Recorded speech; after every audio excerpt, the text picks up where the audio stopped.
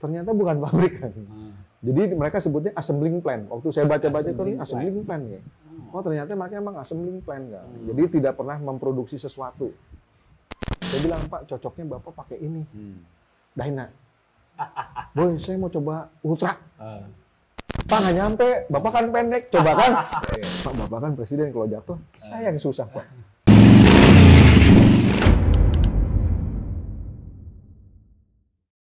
Oke, brother and sister, kita berjumpa lagi dengan podcast Motorcycle Indonesia yang terkeren, Hey Bro MC.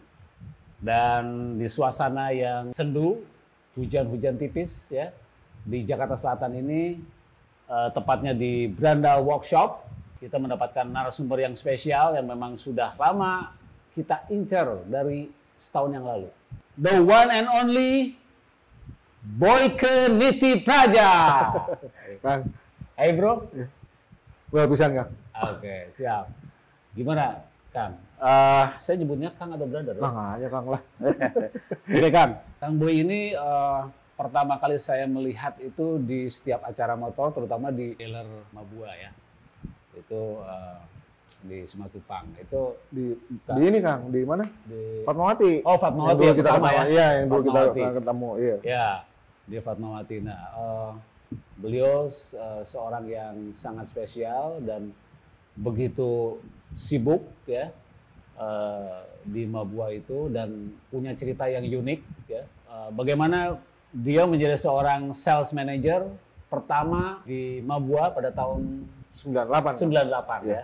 Dan itu proses yang sangat dari mulut ke mulut itu sangat fenomenal. Yaitu bagaimana beliau brother yang satu ini berusaha untuk apply ke Mabua sampai 7 kali, 6 kali ya. Dicuekin Kang. Dicuekin. Nah, itu sesuatu yang fenomenal dan backstory-nya nanti kita coba ngobrol sama brother yang satu ini. Gimana Kang Boy?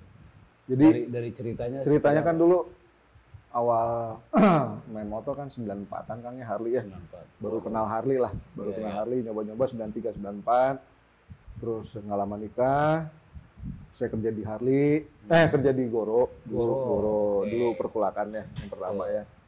Nah, waktu itu saya lihat di koran iseng, zaman dulu masih koran kan.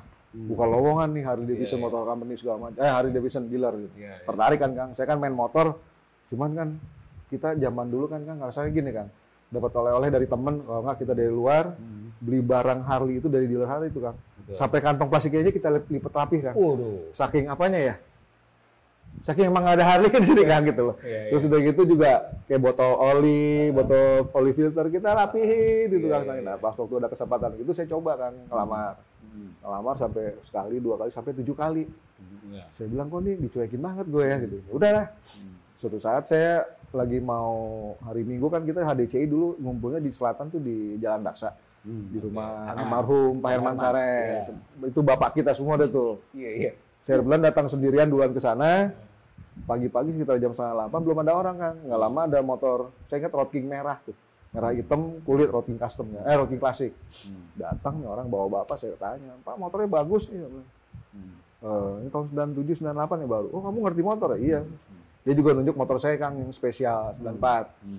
Ini motor baru juga ya? "Oh, ini motor lama Pak." Ini ketahuan ini orang baru main motor, nggak ngerti motor kan. Saya tanya, ngobrol-ngobrol, saya tanya, "Bapak masukin sendiri?" Terus yang akhirnya saya tahu namanya Yusuf Nathan tuh saya dulu. Saya bilang, "Oh ya saya kan kerja di Mabua." Terus saya ngomong, "Mabua brengsek tuh." Saya bilang gitu. Perkenalan pertama ya? Perkenalan pertama. Kenapa brengsek? Gua ngelamar, ngasih lowongan surat lamaran 7 kali. Dulu kan masih kertas kan Kang? Ya kan? Nggak dicuek-cuekin. "Oh, lu kenapa nggak ngomong sama gua?" "Gua nggak kenal sama lu." Udah akhirnya berlanjut dengan minggu depannya saya dipanggil Kang. Dipanggil ngobrol-ngobrol gitu. Nah ini ternyata Pak Yusuf ini GM Kang. GM, dia manajer Harley. Dan dia ternyata bukan anak Harley.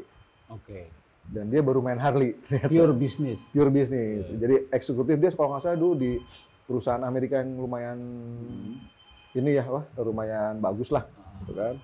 Akhirnya saya ngobrol-ngobrol. Padahal saya kebetulan dengan yang punya Mabua itu saya kenal kan, walaupun jarang sekali ketemu. Akhirnya saya bilang, "Yaudah, kamu interview deh ke sana." Udah saya datang kan, ngobrol-ngobrol gitu. Dia bilang, "Masalah gaji kamu minta sekian. Sekarang gaji saya segini." Waduh, nggak nyampe segitu di sini. Setengahnya juga nggak nyampe. Loh, kok kecil banget ya? Udah di sini kan kita perlu orang yang passion juga segala macam. Biasalah, bahasa-bahasa gitu. Ya udah, akhirnya saya sama dia oke, masalah gaji, masalah dia skill segala macam oke, dan saya juga lihat background saya kan di banyak sales marketing. Saya dulu kerja di perusahaan spare part pesawat terbang, di sales marketing juga, segala macam lah. Keluar lebih baik sudah gitu di retail juga saya pernah di Pasaraya dan di Goro. Jadi menurut dia cocok lah pengalaman background saya untuk servis ya Kang. Begitu udah oke, dia bilang minggu depan ketemu ownernya langsung ya. Ketemu ownernya langsung, saya tahu almarhum Pak Pramono itu kan. Saya diam aja kan. Waktu itu kita mereka kantornya masih di Gedung Humpus. Di depan Gambir. Gambir ya. Dan beres cerita ketemu, ntar nih si bos lagi makan siang, ntar lagi datang. Pas ketemu, dia bilang, Pak nih yang calon sales manager nih Pak, namanya Boyke. Pas ngeliat ketawa. Ini sih gue kenal nih, sering gue ketemu anak motor segala. Udah lah, nggak usah diwawancara, langsung masuk aja. Udah kan, begitu udah deal lah masalah itu segala macam untuk secara administrasi udah oke. Saya ngundurin diri tempat yang lama, saya bilang, Pak, habis sebulan ini saya minta 2 minggu lagi karena saya mau keliling Jawa ke Bali nih. Berapa motor sendirian? Gila lo, iya nggak apa-apa ya. Udah, jadi misalnya mestinya saya masuk bulan Juli, Juni kan Juni awal kan berarti udah berhenti kan. Nah, saya udah siap-siap motor nih Kang, Rabu mau berangkat, Senin tuh saya lagi di rumah, lagi nyiapin motor. Istri kalau nggak salah lagi hamil. Udah punya bayi 1 anak pertama, yang kedua. Udah kan masih bayi gitu, dia bilang tahu-tahu ada surat kan, Bang Pos datang, buset dari Mabua, ternyata saya suruh berangkat dari Rebo ke Singapura untuk dealer operation training. Saya telepon tuh Yusuf datang, ya apa-apaan nih gue bilang, gue mau jalan-jalan dulu 2 minggu naik motor sebelum gue kerja segala macam. Ada udah lu berangkat, dari kita berangkat Kang. Tapi alhamdulillah semua itu saya jalanin ya Kang ya. Di sana saya kan mungkin kita main Harley sudah lumayan agak lama. Tapi kan kita nggak ngerti manajemen untuk operation di sebuah dealer kan. Nah, di sana saya dikirim sekitar 3 minggu kan. Dealers meeting itu ya? Ya bukan, itu karena dealer yang paling dekat dengan kita kan Singapura. Jadi saya di in-house training Kang. In-house training. Jadi di operasional langsung. Jadi pagi cuma meeting sama GM-nya, sama manajer yang lain. Ya udah kita ini caranya tuh begini ya. Kita ngerti lah. Udah gitu pulang, kita persiapan, kita juga persiapan gedung. Kebetulan waktu itu yang megang pas sama motoclot sama merchandise itu keluar Kang, tuh perempuan Indo. Akhirnya mau nggak mau teman-teman yang lain kan lebih ke ada yang bagian legal, ada yang bagian tenis. Mereka udah di-hire duluan kan, beda 3 bulan sama saya lah. Mau nggak mau saya ternyata kan di Harley ini kan ada banyak departemen Kang. Service pasti orang teknik. Ini parts, aksesoris, sales, marketing, sama motoclot Kang. Ada 5 divisi. Saya bilang, Boy ini nggak ada orang kita gimana? Ya udah jalanin dulu deh, jalanin Kang sambil jalan. Jalan yang tadinya saya nggak ngerti pakaian tuh apa, terus motor itu kan kita taunya Softail, Dyna segala macam hanya bahasa orang awam kan, anak Harley, bukan sebagai bahasa pabrik. Misalnya kayak Fatboy itu kan di sana bahasanya bukan Fatboy Kang, FLSTF. Betul. Kalau Heritage FLSTC, yang kayak gitu-gitu kan belajar Kang. Tapi akhirnya karena kita juga punya passion di sana, kita jalanin semuanya sampai persiapan pas pembukaan Kang. Nah waktu pembukaan Kang, belum waktu itu ada teman satu, nggak usah sebutin, dia waktu itu lagi gencar-gencarnya pacaran, kita hire untuk bantu jadi IO-nya, in-house Dan dia supaya untuk ini. Bikers juga. Udah nggak lama tapi kok lama-lama saya kan sering lembur nih Kang. Jam 6 dia pulang on time. Kenapa gue jemput cewek gue nih lama-lama nih anak keselin juga gue kan. Bro kita temenan. Tapi ini masalah profesional. Saya selalu saklek kan dengan. Kayaknya gue nggak bisa pakai lu dan kita juga kan masih probation nih 3 bulan. Jadi gue nggak pakai lu lagi. Itu seminggu sebelum pembukaan loh Kang. Itu ownernya segala macam. Lu gila lu bisa handle segala. Bismillah Pak. Akhirnya kita mobilisasi lah. Mulai dari orang keuangan, anak servis segala macam. Lu mau bantuin gue nggak? Wah kita jalan semua. Kita bikin di Hard Rock Kang. Karena kan Hard Rock masih satu grup sama kita, MRA Group. Pak Pram segala macam. Boleh tanggung jawab Pak. Kalau sampai ini pembukaan gagal, gue ngundurin diri deh. Saya kan orangnya demen kayak gitu Kang. Maksudnya ya udahlah kita siap-siap. Saya datang ke beberapa tempat. Sebetulnya kan saya dulu sebelum di Mabua kan saya ngumpulnya di Pade Panji. Kan. Panji Santoso di Condet. Itu sih istilahnya bapaknya kita semua juga untuk belajar motor segala macam. Saya juga belajar dagang motor di dia, ngebengkel di beliau gitu kan. Udah kayak orang tua sendiri lah. Udah saya bilang, saya datang ke HDCI, ngundang Pak D ini gini. Ya udah nanti kita datang ke grup-grup segala macam. Kebetulan juga kan sebelumnya saya sudah main Harley gitu kan. Itu acara jam 12 Kang. Saya datang di sana. Nih waktu itu anak saya Azhar masih bayi, belum 40 hari. Saya bawa ke Hard Rock. Oh, gitu. Saya sampai jam 12 tuh Hard Rock Kang. Hard Rock masih di Tamrin kan? Di Tamrin kan. Ya. Sepi kan? Saya tuh nunggu kan kalau kita di Hard Rock kan ada tangga gitu kan. Ya. Saya nunggu di situ, ya Allah, sampai ngomong gitu. Sampai sholat dulu Kang. Ini kalau gagal gue selesai nih. Padahal kan cita-cita saya pengen kerja di Harley lah sesuai dengan hobi. Saya diem, anak-anak mulai, "Boy, gimana belum mana?" Belum ada, Pak. Satu pun belum ada Kang. Yang lain pada bilang, "Udah Pak, jangan bikin gue stres. Di dalamnya semua lu ngumpul." Jadi depan Kang serangan, balik ngerokok kayaknya. Rokok. Gak lama ada bunyi dung. Aduh. Itu bunyi Harley yang paling saya dambakan waktu itu Kang. Seumur hidup. Apa itu? Enggak. Ini pada datang berarti kan. Udah nggak lama, pertama 5 motor nih. Mereka mesti muter baik kan. Masuk ke parkiran, masuk 1, 5, 10, 20, ada rombongan 30. Di situ baru saya Kang. Alhamdulillah ternyata teman-teman antusiasnya sama dengan support. Di situ Kang kita artinya apa? Support lah gitu kan. Walaupun waktu dengan ada pendirian Mabo juga ada plus minusnya lah. Dulu juga kan bukan hanya MRA Group yang apply untuk jadi dealership, distributor. Ada beberapa juga, tapi ya semua mereka udah fair-fairan lah ya. Udah rame, akhirnya waktu itu kalau nggak salah kekumpul 400 motor kan, alhamdulillah. Itu dari selain HDCI? HDCI, dulu kan klub belum banyak kan Kang? Dulu kan yang ISHD, HDCI, Indi, ya kan? Terus teman-teman Bandung datang semua, alhamdulillah kan. Ngumpul di sana segala macam. Wah udah. Di situ saya udah senang segala macam. Udah kita pertama launching di situ kan. Launching berhasil segala macam. Udahlah, habis itu kita dipeluk-peluk rame-rame lah kita jadi. Rumahnya Kang ya kayak baru ngelahirin anak lah gitu. Udah, ini kan kita juga di semenjak itu udah jalan lancar, alhamdulillah.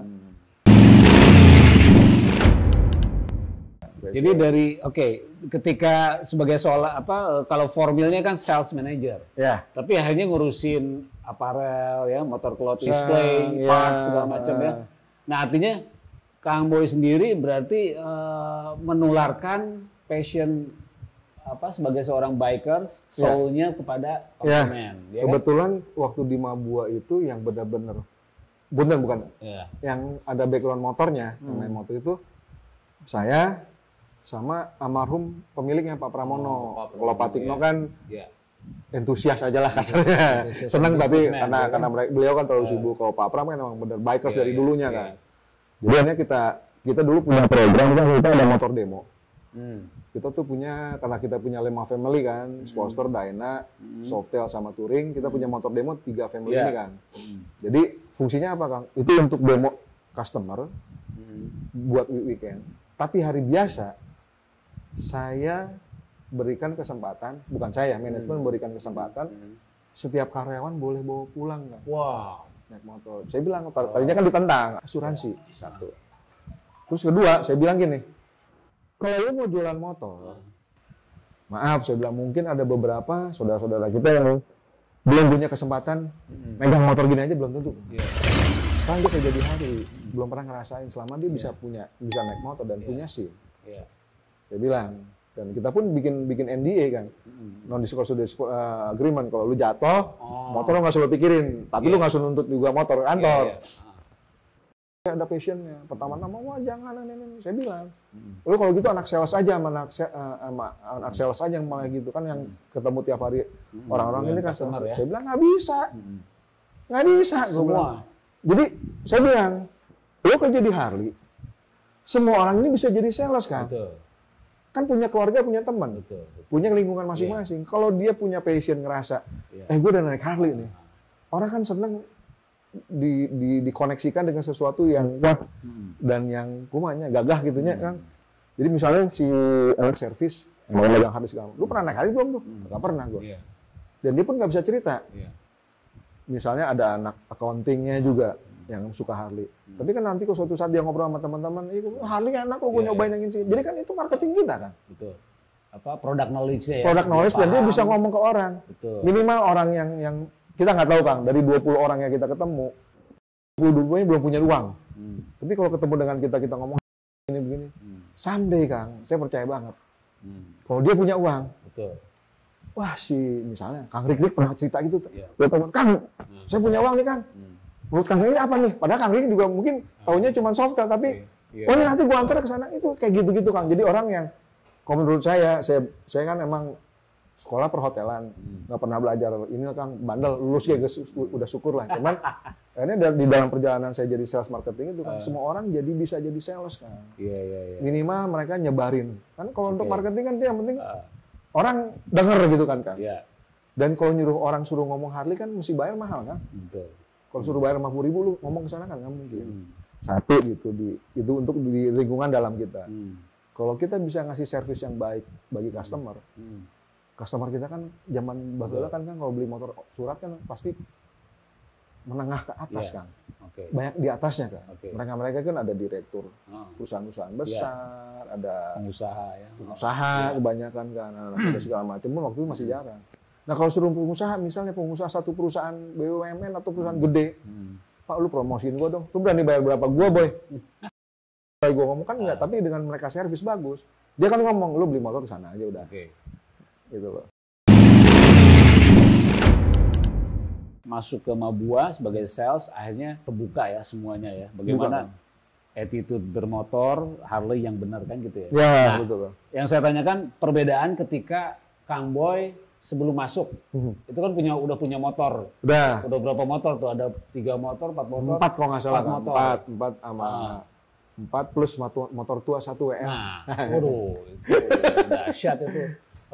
Nah dari situ perbedaannya apa? Ternyata lebih memahami Harley Davidson itu seperti apa? Pertama gini Kang, saya kaget waktu kebetulan tahun 99 kan, kebetulan saya yang disuruh sama kantor untuk disiksa.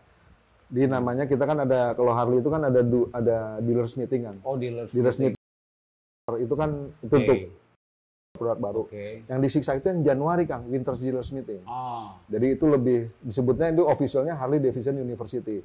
Kebetulan saya alhamdulillah orang pertama Indonesia yang disiksa di Milwaukee. Ternyata bukan pabrik kan. Jadi mereka sebutnya assembling plant. Waktu saya baca-baca itu assembling plant ya. Oh ternyata mereka emang assembling plant kan. Jadi tidak pernah memproduksi sesuatu. Mulai dari baut sampai baju nggak pernah. Ya? Tapi itu menurut aku bisnis yang paling pintar kan. Kalau kita mau pabrikan motor, berarti kan kita punya pabrik pelek, pabrik casting mesin, pabrik tangki segala macam. Jelasin. Jadi emang itu bisnis yang pintar. Nggak perlu gue punya semua pabrik. Gue punya assembling plant, tapi gue punya vendor-vendor. Nah kalau bisa di sub. Jadi satu sisi vendornya itu udah safe Kang. Misalnya mereka kan dulu mungkin produksinya 150.000 unit motor per tahun. Tukang pelek kan, pabrik pelek udah enak Kang. 150.000 set udah punya gue setahun. Dan dia konsentrasi di situ. Di supervisi sama Harley-nya. Buat Harley nggak pusing, lu ganti buru-buru. Tangki pun begitu segala macam. Jadi Harley ngerakit. Dan yang ngerakitnya juga kan bukan anak-anak muda semua. Ada yang umur 50 segala macam. Jadi emang saya ngeliat di sana yang udah umur di atas 55 apa 60, ada beberapa yang nggak pensiun Kang. Ya jadi produktif karena dia passion itu. Passion lagi, di situ kan? Dan dia udah kayak keluarga. Iya. Jadi akhirnya mereka ada yang jadi tugas jadi kayak kita nih training, jadi trainer, jadi tukang apa untuk keliling produk knowledge-nya segala macam di situ Kang kayak gitu. Jadi emang Harley emang udah kalau Kang udah kena racunnya Harley seumur hidup Kang. Iya benar. Susah Kang, susah ya. Jadi emang kita lihat di situ emang di situ saya ngeliatnya oh ternyata sebelum terus kenapa sih saya juga di situ diajarin cara untuk dulu sewaktu persiapan kan kita deal sama Harley kan sangat brand yang nomor 1 kalau salah. Betul. Yang brand yang sangat dan mereka pun dapat uang dari license-nya itu kan gila-gilaan kan. Dia sama Coca-Cola kalau nggak salah hampir sama lah. Jadi mereka tuh untuk CI-nya kan corporate identity-nya kita rak-rak yang itu kan. Kita yakin bisa bikin. Kita sempat argue sama si orang-orang Harley-nya. Nggak bisa bikin kalau bagus, nggak mau peduli. Lu beli dari Amerika. Lu beli dari vendor gua. Kursi, rak-rak segala macam dan bekel habis itu. Ya tapi nggak mau karena mereka punya pride ya dan mereka harus yang di Jakarta mau masuk yang di India mau di mana sama semua. Di situ kita American handmade ya. Sebenarnya sih bukan American handmade juga. Tapi mereka yang bikin bahasanya kan begitu. Ya, seperti itu dan emang mereka kan sebetulnya akhirnya di situ saya tahu Kang. tidak menjual produk. Oke. Dia menjual lifestyle. Betul. Jadi kalau produk kan, ya kalau kita mau ngomong jujur Kang, mungkin Kang juga pernah nyobain motor-motor BMW, ya. Terus yang terakhir yang kayak Victory, Indian. Dibilang enak, Harley saya rasa motor yang paling nggak enak. Iya. Panas. Ngeremnya juga ABS zaman dulu kan. Bukannya anti brake system kan. Anjing brake system. Jadi pas ngerem, anjing gitu kan. Tapi ya Harley kan. Ya. Suara mesinnya panas, kadang-kadang kan kita ada idiom juga. Kalau Harley nggak netes berarti olinya habis. Bukannya nggak bocor. Tapi itulah Kang, jadi Harley emang kuat di brandingnya. Di situ saya tahu jadi passion saya di marketing sama sales tuh jadi lebih percaya diri Kang emang. Jadi kita dibekali produk knowledge segala macam, mulai dari cara ngepas helm, nyoba baju, display. Ya, alhamdulillah Kang, ilmu saya kena semua gitu loh. Udah, nanti jangan berjalannya waktu ada teman-teman kita yang hire untuk jadi pegang pakaian, bagian aksesoris. Dan kita ada beberapa yang dari anak kita juga kan kita juga ada program namanya untuk bengkel ya kan, kita kan perlu ada regenerasi. Kita ngambil orang-orang yang anak-anak STM, dia magang 3 bulan, balik lagi sekolahannya, waktu 3 bulan kita review yang paling bagus yang mana kita tawarin masuk. Oh nanti direkrut ya? Direkrut, kita didik segala macam, nah, seperti itu. Jadi emang orang yang udah masuk Harley seneng kan, dan emang suasananya beda kan. Akang di mana waktu, jadi bangun tidur pengen buru-buru ke kantor, itu kan enak Kang, kerja kayak gitu kan, passion. Kita juga, kan? kita juga ngebina hubungan sama customer juga nggak kaku sih Kangnya. Saya kebetulan juga, alhamdulillah dikasih kesempatan, dulu sempet deket sama customer yang dari para pejabat lah Kang. Sampai alhamdulillah sama Pak Habibie juga tuh baik dari satu. Lu sempat juga di antara teman-teman motor bad boys-nya Pak Habibie sama Pak Fani ya. Pak Fani, Pak Tini ya, adiknya kakaknya. Itu dibantu sama Kang Boy ya. Waktu itu almarhum Pak Habibie itu dia karena khusus lihat dari badannya Kang ya. Jadi saya bawa tuh waktu itu pakai towing karena waktu itu kan zaman-zaman keribuannya Kang ya. Tahun 2000-an ya. Tahun 2000-an. Waktu Pak Harto lengser 99 2000. Saya bawa motor Ultra, Road King, Heritage, Softail, sama Dyna. Saya bilang, Pak, cocoknya Bapak pakai ini, Dyna. Boy, saya mau coba Ultra. Saya dengan santai, Kang ya, polos gitu. Pak, nggak nyampe, Bapak kan pendek, coba kan. Itu semua ajudan pada melotot sama saya, kenapa?